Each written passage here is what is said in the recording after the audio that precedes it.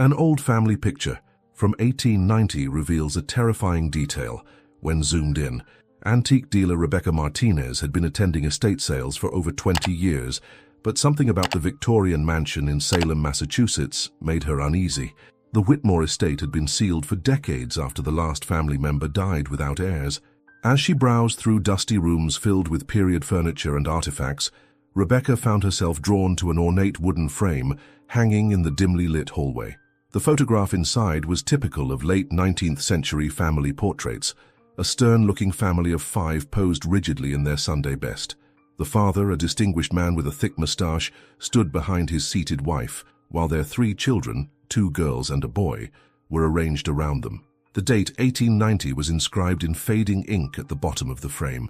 What caught Rebecca's attention wasn't the family itself, but the exceptional quality of the photograph. Most images from 1890 were grainy and unclear, but this one showed remarkable detail in the clothing, furniture, and even the wallpaper behind the family. She noticed the children's expressions seemed unusually tense for a formal portrait, their eyes wide with what looked like barely concealed fear. Rebecca purchased the photograph along with several other items, intrigued by its unusual clarity and the story it might tell. Little did she know that this seemingly innocent family portrait would soon reveal a secret that had been hidden for over 130 years. Back in her Boston antique shop, Rebecca decided to clean and restore the photograph before putting it up for sale. As she carefully removed it from its frame, she noticed the image was printed on unusually thick photographic paper for the era. Using a high-powered magnifying glass to assess its condition, she began examining the details more closely. The first thing that struck her as odd was the positioning of the family members. While formal Victorian portraits typically showed subjects sitting perfectly still due to long exposure times, this family seemed to be captured in a moment of subtle movement.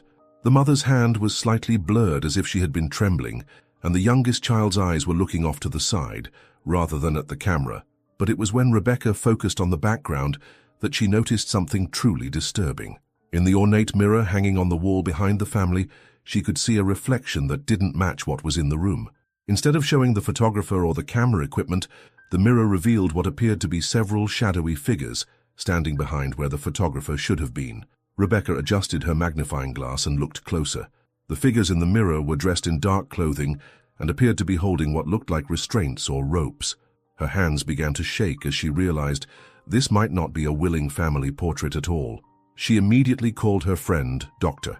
James Harrison, a historian specializing in 19th century photography at Harvard University.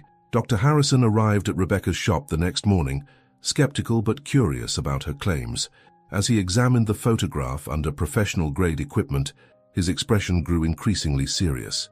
"This photograph is definitely from 1890, he confirmed, but the circumstances surrounding it are highly unusual. The quality suggests it was taken by a professional photographer with access to the best equipment of the era."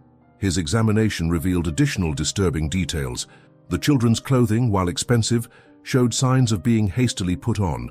Buttons were misaligned, and the youngest girl's dress was wrinkled as if she had been dressed by someone else. More troubling were the barely visible marks on the father's wrists, which appeared to be rope burns or restraint marks. Dr. Harrison began researching the Whitmore family history. Records showed that Edmund Whitmore was a wealthy textile manufacturer who had built his fortune during the Industrial Revolution. His wife, Catherine, came from an established Boston family. They had 3 children, Margaret, 14, William, 12, and little Emma, 8. The family had lived in the Salem mansion since 1885. What Dr. Harrison discovered next sent chills down his spine. According to newspaper records from October 1890, the entire Whitmore family had vanished without a trace. Their disappearance had been front-page news in Boston papers for weeks. The house had been found unlocked with no signs of struggle, as if the family had simply walked away from their lives. No bodies were ever found, no ransom notes were received, and no witnesses came forward. The case had remained one of Massachusetts' most enduring mysteries. Armed with this new information, Dr. Harrison contacted Detective Sarah Chen, a cold case specialist with the Massachusetts State Police, who had worked on several historical crime investigations. When Sarah saw the photograph and heard the story, she immediately agreed to open an unofficial investigation into the Whitmore disappearance. Sarah's first step was to have the photograph analyzed by forensic experts using modern digital enhancement technology. The results were more disturbing than anyone had anticipated. Computer analysis revealed that the figures in the mirror weren't photographic artifacts or reflections of furniture. They were definitely human forms, and they appeared to be restraining or threatening someone just outside the camera's view. Even more chilling was the discovery of what appeared to be a message hidden in the photograph. Using advanced imaging techniques, investigators found faint scratches in the wooden frame of the mirror that spelled out "Help us" when viewed under the right lighting conditions. The scratches appeared to have been made deliberately, as if someone had tried to leave a coded message. The forensic team also discovered that the photograph showed evidence of having been taken quickly, possibly under duress. Unlike typical Victorian portraits that required subjects to remain motionless for several seconds, this image captured micro-expressions and involuntary movements that suggested the family was under extreme stress during the photo session. Sarah began to theorize that this wasn't a family portrait at all, but rather documentation of a crime in progress, possibly taken by the perpetrators themselves as some form of trophy or proof. Sarah's investigation led her to examine court records and business documents from the 1890s. What she discovered painted a disturbing picture of Edmund Whitmore's final months. His textile business had been failing due to labor disputes and financial mismanagement. More significantly, Whitmore had borrowed heavily from a group of investors with questionable backgrounds and possible connections to organized crime. In the months before the family's disappearance, Whitmore had received several threatening letters demanding repayment of his debts. The letters, preserved in court files related to the estate, contained increasingly violent threats against his family if the money wasn't returned. One letter explicitly mentioned making an example of the Whitmores that would serve as a warning to other debtors. Sarah also discovered that a professional photographer named Marcus Crane had been hired to document foreclosure proceedings at various properties around Massachusetts during this period. Crane's work was often used by debt collectors to inventory valuable assets before seizure. More disturbing was the discovery that Crane had disappeared from Boston in late 1890, around the same time as the Whitmore family. The pieces of the puzzle were beginning to form a horrifying picture. The photograph appeared to be documentation of the family being held captive, possibly taken to prove to other debtors that the threats were real. The exceptional quality and professional nature of the photograph supported the theory that it was taken by Marcus Crane under duress, possibly as part of his cooperation with the criminal organization.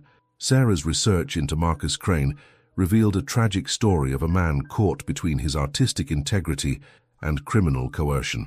Crane had been one of Boston's most respected photographers, known for his technical innovation and artistic vision. However, financial difficulties had forced him to take increasingly questionable assignments to support his family. Court documents revealed that Crane had been arrested several times in 1889 for debt-related offenses and had been known to associate with criminal elements who used his photography skills for intimidation and documentation purposes. Letters found in the Massachusetts Historical Society's archives, written by Crane's wife to her sister, described her husband's growing fear and desperation as he became more deeply involved with dangerous people. The final letter from Mrs. Crane, dated just days before her husband's disappearance, was particularly revealing. Marcus came home last night shaking and pale. He said they've asked him to do something terrible, something that goes against everything he believes in. He's terrified, but he says he has no choice. I fear for our family if he refuses, but I fear for his soul if he complies. This correspondence suggested that Crane had been forced to photograph the Whitmore family during their captivity, possibly as evidence of the creditor's power and willingness to harm debtors' families. The exceptional quality of the photograph took on a sinister meaning. It was meant to be preserved as a warning to others, which explained why it had survived for so long and why it showed such disturbing detail when examined closely. As Sarah delved deeper into the investigation, she uncovered evidence of what appeared to be the Whitmore family's final hours. Property records showed that the Salem mansion had been visited by several unknown individuals in the days leading up to the family's disappearance. Neighbors had reported seeing carriages arriving at odd hours and hearing sounds of distress from the house. A breakthrough came when Sarah discovered a hidden compartment in the mansion's basement during a search with modern equipment. Inside, she found personal belongings that had belonged to the Whitmore children: toys, clothing, and most significantly, a small diary belonging to 14-year-old Margaret Whitmore. The final entries in the diary were written in a shaky, frightened hand. Margaret's diary entries from October 1890 told a horrifying story. Strange men had been visiting the house, threatening her father and demanding money he didn't have. The family had been living in fear for weeks, with the children forbidden to leave the house or speak to neighbors. Margaret wrote about her father's increasing desperation and her mother's constant tears. The final entry, dated the day the photograph was taken, was barely legible. "They came back today with a cameraman. Papa is crying. They made us dress up nice and said we have to smile for a picture. Mama says to be brave." I can hear them talking about what happens next. "I'm scared we won't see another sunrise. If anyone finds this, please remember us as we were, not as they want us to look." This diary entry confirmed Sarah's worst fears about the photograph. It had been taken as documentation of the family's final moments before they were murdered, as an example to other debtors. Sarah's investigation expanded to uncover what appeared to be an organized network of debt collection that operated through intimidation, violence, and murder. The Whitmore case was not isolated. Records showed that several other wealthy families who had defaulted on loans to the same creditors had also disappeared under mysterious circumstances during the 1880s and 1890s. Working with historians and genealogists, Sarah identified at least 6 other families who had vanished after borrowing money from the same network of investors. In each case, the disappearances followed a similar pattern: increasing threats, isolation of the family, and then complete disappearance without a trace. Most disturbing was the discovery that some of these families' former homes had also contained hidden photographs and personal belongings, suggesting a systematic approach to eliminating witnesses. The criminal organization appeared to be led by a group of wealthy businessmen who used legitimate businesses as fronts for loan sharking and extortion. They employed photographers, lawyers, and other professionals to document their activities and provide a veneer of legitimacy to their operations. When debtors couldn't pay, the entire family was eliminated to send a message to others. Sarah realized that the Whitmore photograph was evidence of one of the most sophisticated and brutal criminal enterprises in 19th century New England. The organization had operated for decades, using fear and violence to control a network of debtors, with the Whitmore family becoming one of their most tragic victims. The exceptional quality of the photograph now made complete sense. It was meant to be preserved as a permanent record of the organization's power and ruthlessness. Even though the crimes had occurred over 130 years ago, Sarah felt compelled to give the Whitmore family the dignity of having their story told and their fate acknowledged. Working with the district attorney's office, she prepared a comprehensive report documenting the evidence of the family's murder and the criminal organization responsible. The investigation revealed that members of the criminal network had continued operating well into the 20th century, with some of their descendants becoming prominent members of Boston society. While no criminal charges could be filed due to the passage of time, the exposure of their ancestors' crimes created significant scandal and led to several families quietly making substantial donations to victims' rights organizations. Sarah also worked with the Massachusetts Historical Society to ensure that the Whitmore family's story was properly documented and preserved. Margaret's diary was donated to the Society's archives, along with the photograph and all evidence uncovered during the investigation. A memorial service was held for the Whitmore family, attended by distant relatives who had never known the true circumstances of their ancestors' disappearance. The photograph that had started as a curiosity in an antique shop had become crucial evidence in solving one of Massachusetts' oldest cold cases. Rebecca Martinez donated the photograph to the Historical Society, stating that she could never have lived with herself knowing the family's story and keeping it for profit. Dr. Harrison published a comprehensive academic paper about the case, which became required reading in criminology and history courses focused on organized crime in America. The Whitmore case became a landmark example of how modern technology could solve historical crimes and bring closure to families who had suffered for generations without knowing their loved one's fate. The photograph, once a source of curiosity and then horror, became a powerful symbol of the importance of preserving evidence and never giving up on seeking justice. Sarah's investigation had broader implications for historical crime research. The techniques used to analyze the Whitmore photograph were applied to other mysterious disappearances from the era, leading to the solution of several additional cold cases. The Massachusetts State Police established a dedicated cold case unit focused on historical crimes, with Sarah as its director. Rebecca Martinez used her experience with the Whitmore photograph to become an advocate for ethical practices in the antique trade, establishing protocols for handling potentially significant historical artifacts. She worked with law enforcement and historians to ensure that items with possible criminal connections were properly investigated, rather than simply sold as curiosities. The story of the Whitmore family photograph served as a reminder that behind every historical artifact lies a human story, and sometimes those stories demand justice, even across the centuries.